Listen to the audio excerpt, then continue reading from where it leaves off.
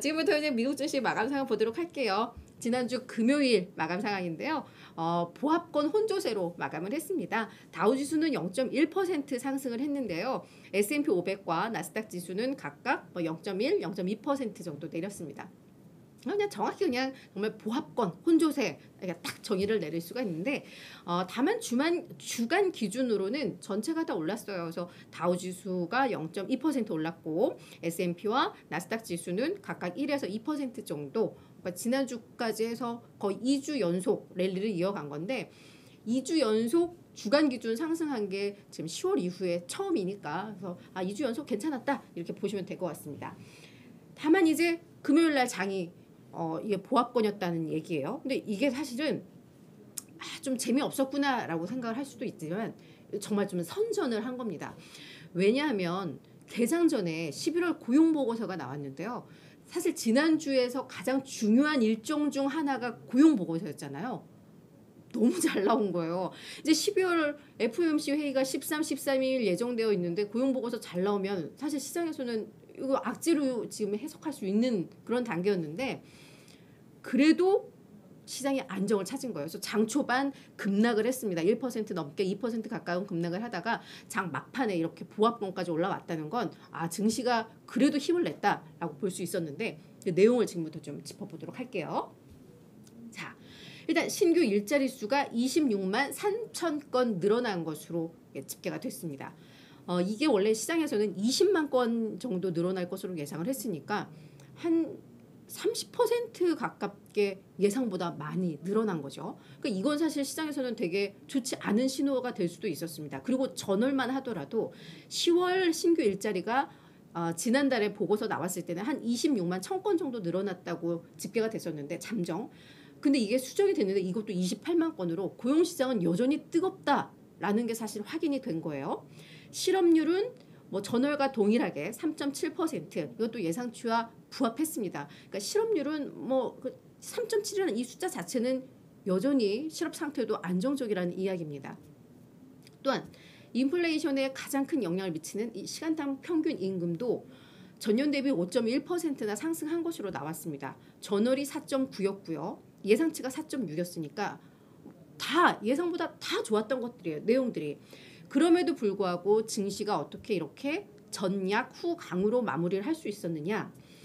시장에서는 아무리 지금 고용보고서가 잘 나왔어도 12월에 50bp 인상은 기정사실화 인식을 하고 있는 것 같습니다.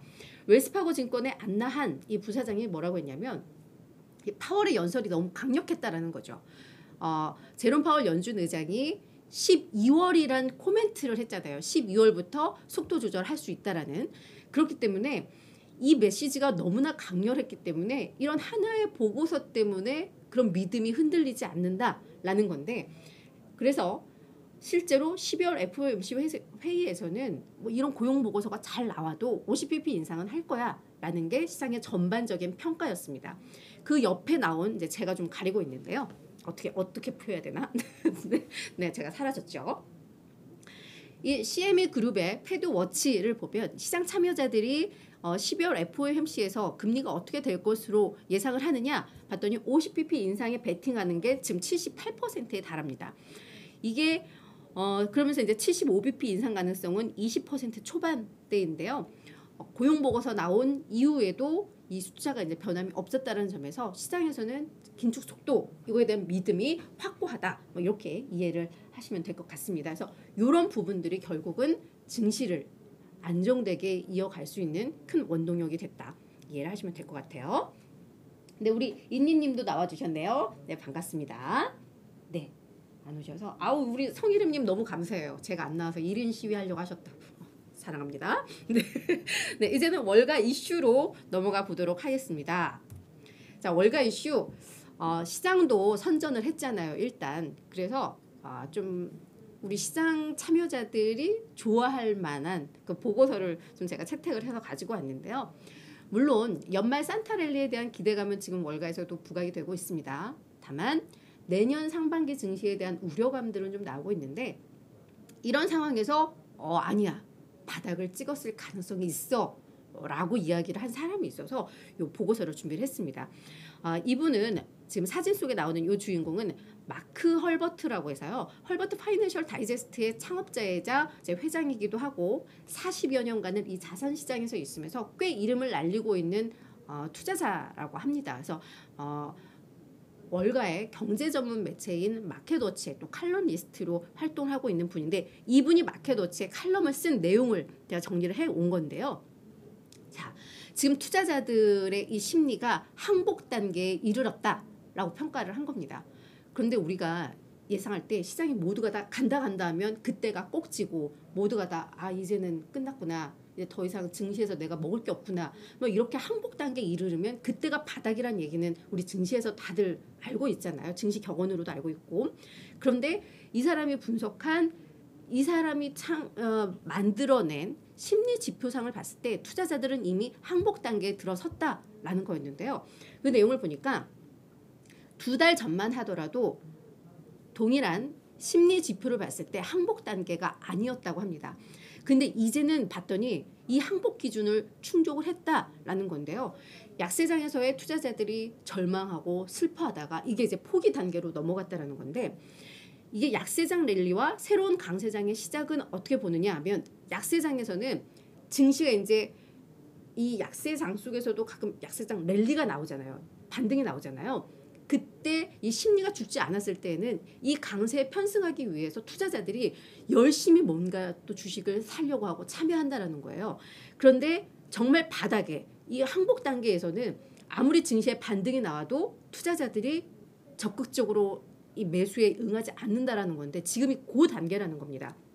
그래서 봤더니 다우지수가 10월 저점 이후에 지금 20% 이상의 랠리가 나오고 있는데 이 사람이 만든 그 심리 지수가 HSN-SI라는 지수거든요. 이게 헐버트 스탁 뉴스레터 센티멘트 인덱스라는 투자 심리 지표인데 이 HSN-SI 지표는 거의 완만한 상승을 보이고 있다는 거예요.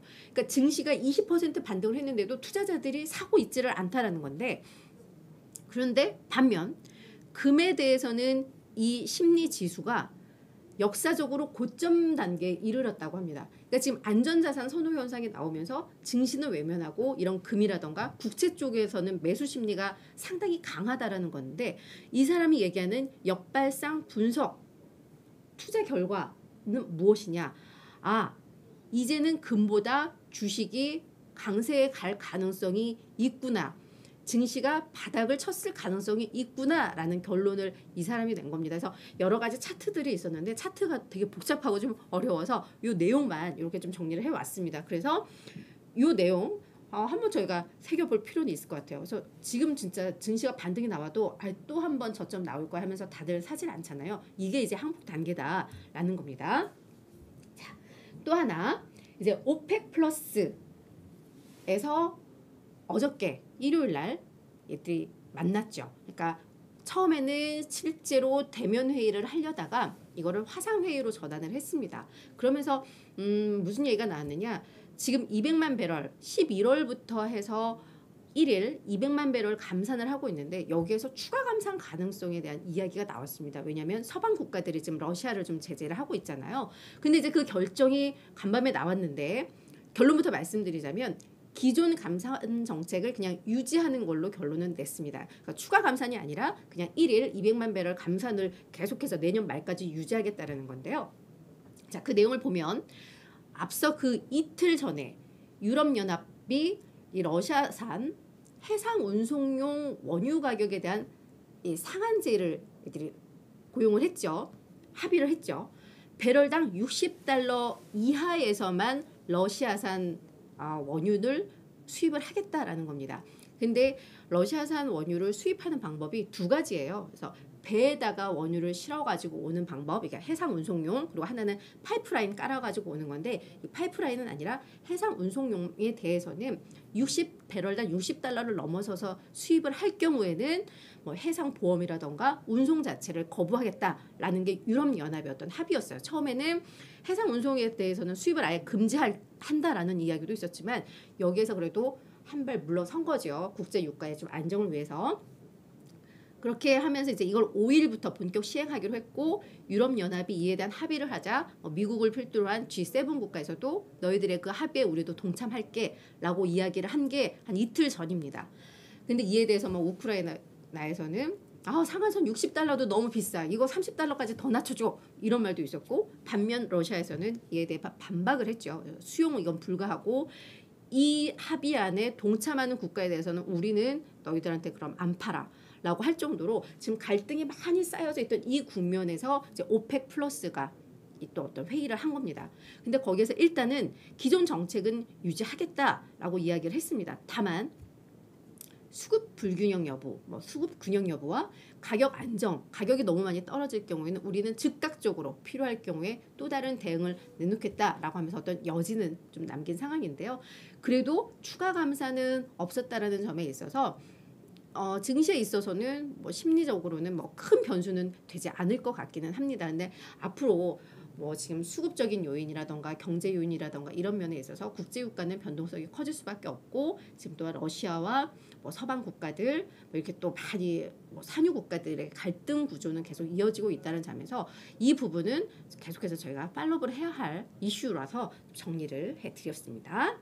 네, 그리고 이번 주 주요 일정 정리를 해보겠습니다. 오늘 월요일이니까요. 이번 주에는 사실 중요한 게 물가와 관련된 지표들 그리고 서비스업 경기를 알 수 있는 이런 내용들이 좀 많이 나오는 것 같아요. 일단 5일이면 월요일이죠. 오늘 S&P 글로벌의 구매 관리자 지수, 서비스 제조업 다 나오고요. 11월 ISM 서비스업 구매자 지수도 오늘 발표가 나올 것 같습니다. 그러니까는 지금 제조 경기, 서비스업 경기를 알 수 있는 그런 대목이고 7일에 비농업 부문의 이제 생산성, 그리고 8일에 신규 실업수당 청구 건수 나오고요. 이날 이제 괜찮은 기업들, 우리가 주목할 기업들의 실적 발표가 이날 좀 많이 몰려 있는데 코스트코 이날 실적 발표하고요. 브로드컴이라던가 익스프레스도 이날 나오니까 이날은 아마 이 코스트코가 많이 또 중요한 이슈가 되지 않을까 싶습니다. 그리고 9일 날은 생산자 물가지수가 나옵니다.